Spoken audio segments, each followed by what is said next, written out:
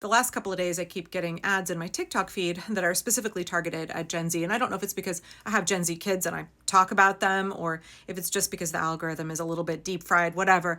But these ads, I think there's something here.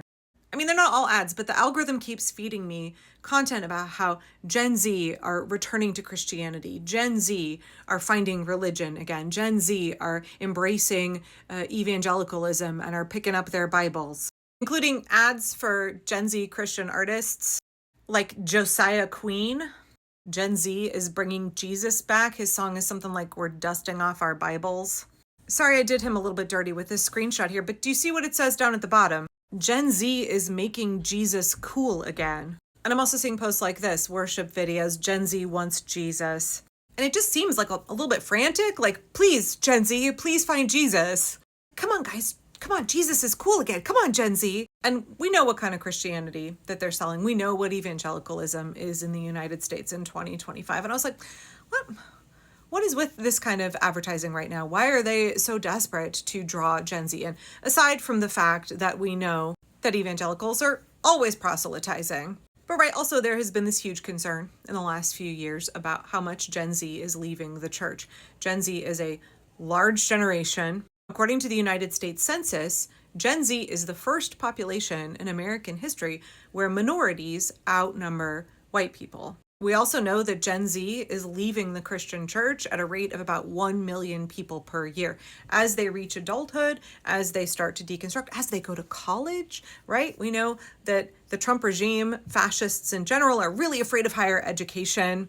You're exposed to new ideas, you deconstruct a lot of the indoctrination of your childhood. You realize that the narrow worldview you grew up with is not the end-all and be-all. Yeah, there's a reason that fascist regimes are afraid of college. There's a reason they want to make it as hard as possible for you to go to college. There's a reason that Trump is trying to put his minders in colleges all across the country and control their curricula. There's a reason that they are doing digital and real book burning. Okay, but that's a video for another time. Gen Z is leaving the church at about 1 million people a year.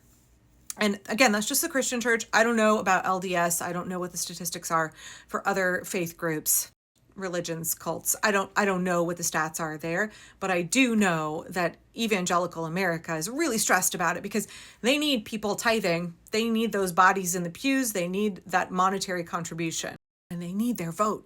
They need their vote. And I was just thinking, like, why now? Why now with this kind of advertising? We saw right after the election, pretty much everybody freaking out about this claim that Gen Z all voted for Donald Trump. Right after the election, we saw pretty much everybody freaking out about this claim that Gen Z voted for Donald Trump. Like, oh, what went wrong? Gen Z all swung for Trump. They're all conservative. We thought that they would all be progressive because historically, young voters tend to vote far more progressive than older voters. First off, we can talk about how the claim that Gen Z voted for Donald Trump is bullshit. A majority of Gen Z, like 54%, voted for Kamala Harris. Gen Z did not fuck America over by overwhelmingly voting for Donald Trump. The Republicans want you to think that all young people are conservative and that there's this like tidal wave where there is this overturning of all of the progressivism that we've had. There's this sweeping rising tide of young conservatives. They are inevitable. They're massive. They are taking over. They are the movers and shakers. The energy is all for Trump, for the conservatives, for the fascists, and that the young people are driving that. That's simply not true.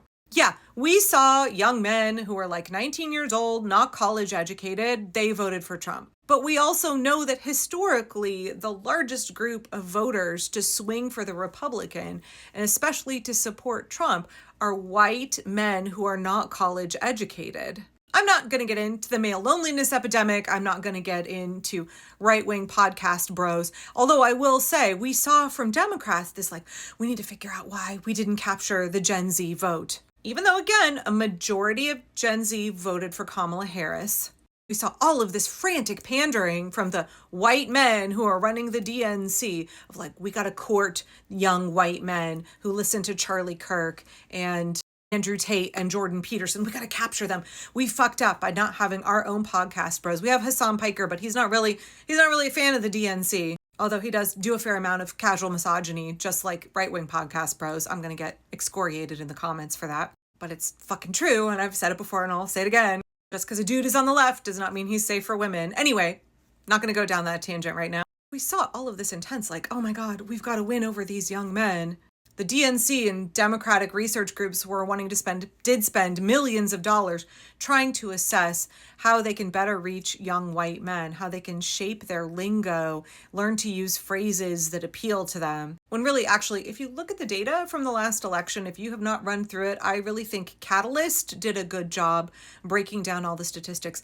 Y'all, it's white Gen X and boomer men who fucked it for all of us. Yeah, we can talk about low voter turnout. We can talk about some swings, how more Latino voters voted for Donald Trump. Men all across the board, no matter what ethnic group they were in, went a little bit more for Donald Trump this time around. We can look at how there was like a 1% difference in white women. But really, the group that clinched it for us was white men, especially white men who are not college educated, especially who are Gen X, and especially white boomers. And yet we continue to see this blaming of Gen Z. But then we saw the New York City mayoral primary race, and Zoran Mamdani absolutely cleaned house. And not just that, he got the biggest turnout ever for Gen Z voters in New York City. They fucking turned out for him.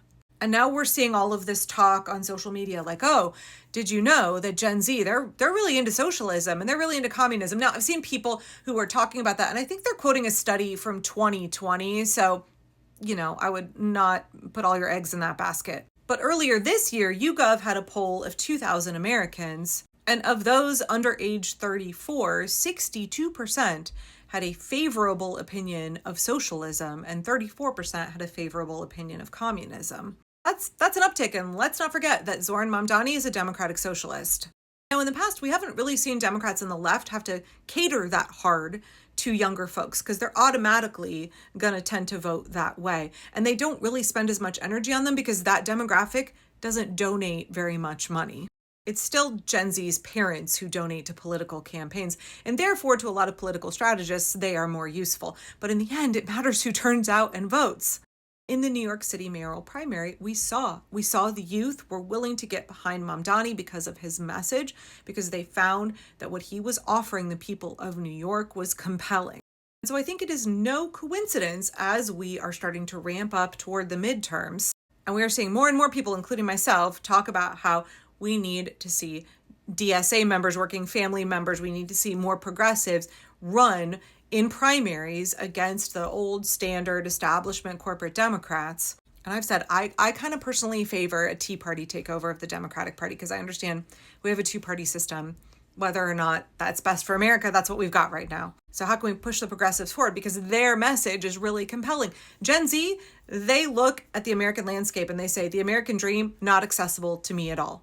They say, I can't even fucking pay my rent. No way am I going to be able to buy a house. And now because the ways Republicans have changed the law, I'm not going to be able to go to grad school or law school or medical school. I may not be able to even go to college at all. They're looking at the loss of their health care.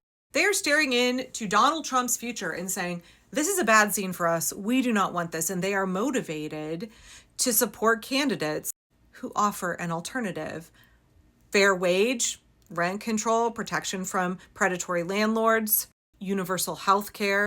They want populist politicians who prioritize working class people over the billionaires, who understand that the government should be serving us instead of serving corporations. That is an extremely compelling message, and it's not particularly a religious one. So I just kind of wonder if this uptick of advertisements and the way the algorithm is shifting to try to draw the youth back into religion, if that is reflective of the way that we are seeing a shift.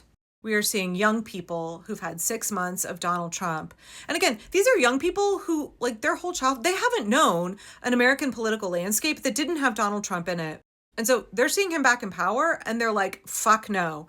And they're seeing their whole lives having been shaped by Donald Trump and the oligarchs. And they're saying, we don't want any more of this. They are seeing how their childhood and now their future has been controlled by evangelicals, by the Christo-fascists, by the Heritage Foundation. And they're saying, we don't fucking want that for our future. We don't want that for the future of this country. So I don't know. What do you think?